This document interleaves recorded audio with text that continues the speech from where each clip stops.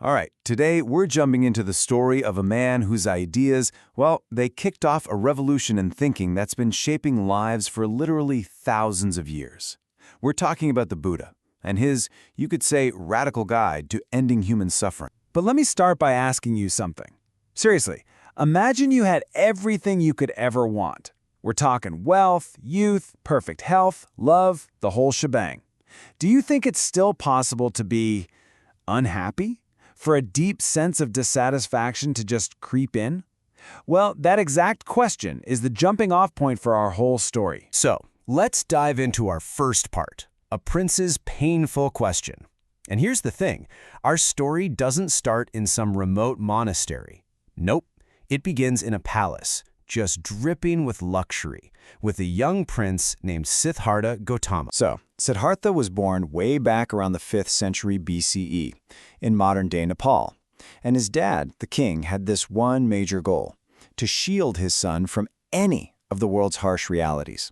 I mean, he literally surrounded the prince with every single luxury and pleasure you can think of. The whole point was to make sure he never, ever saw anything that might upset him. So you can picture it, right? Inside the palace walls, his life is this perfect, curated bubble of pleasure and health. But you can't keep the real world out forever, can you? The second he steps outside, bam! He's hit with the very realities his father tried so hard to hide. He sees what they call the four sights: an old man, a sick person, a dead body, and then a wandering holy man who seemed at peace. And that contrast, that collision between his perfect world and the suffering he just witnessed, it lit a fire in him. He suddenly had this urgent need to figure it all out, to find some kind of escape from what seemed like a universal human problem. Okay, that brings us to our next section, the search for an answer. This is where Siddhartha decides to find that answer, and he starts by rejecting the extremes. So at 29 years old, Siddhartha does something that's just unthinkable for a prince. He walks away from it all, the throne, his family, everything, all to find the solution to suffering. For the next 6 years, he just dives deep into the two extreme paths he knew. I mean, he'd already done the whole sensual indulgence thing, right? He knew that just made your mind a tangled mess. So he swung to the complete opposite end of the spectrum, severe asceticism. We're talking fasting, holding his breath, pushing his body to the absolute brink of death, anything he thought might free his spirit.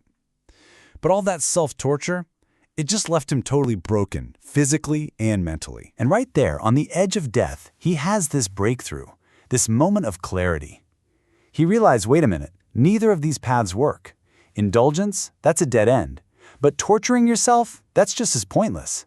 The answer, he figured, couldn't possibly be in either extreme. It had to be somewhere in the middle, a middle way. Which leads us right here to part 3, the insight, 4 core truths.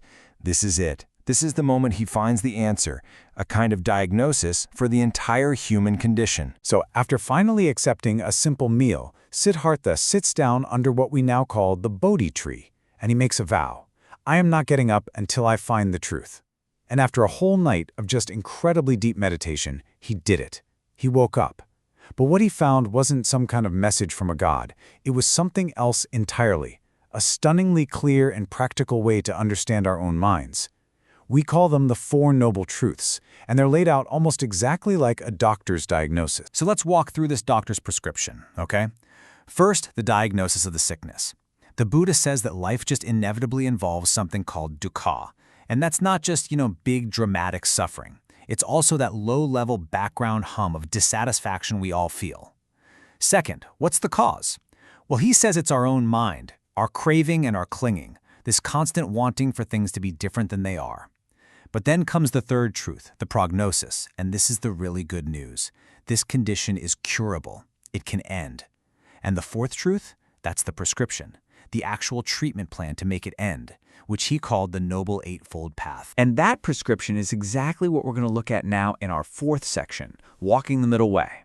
This is the Buddha's super practical guide for training your mind. So this guide is the Noble Eightfold Path. And this is that middle way he realized he'd been looking for all along. And what's crucial is that it's not a list of rules or commandments. Think of it more like a workout program for your mind. It's a set of 8 skills that you have to develop, and they all work together. They're usually grouped into three main categories. First up, you've got wisdom. This means having the right understanding of how things really are, the Four Noble Truths, and right thought, which is about actively steering your mind towards kindness and away from harmful thoughts. That wisdom then naturally leads to ethical conduct, speaking truthfully, acting with compassion, and making a living in a way that doesn't harm others. And the foundation for all of this? Mental discipline. That's right effort, right mindfulness, and right concentration. See how they all link together? They're designed to completely transform your experience of life from the inside out. So why are we still talking about this thousands of years later? Why does it still feel so relevant?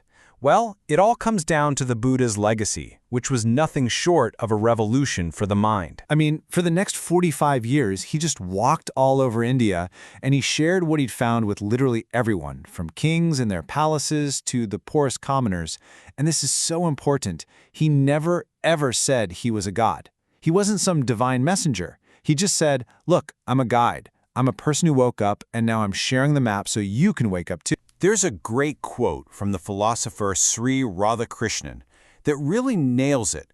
He said, "The Buddha isn't just for one religion. He belongs to the entire history of human thought." And that's because his focus was so laser sharp. Here's a universal human problem, and here is a practical, almost psychological solution. And that brings us to what might be his most powerful, most empowering message of all. In the end, it's on you.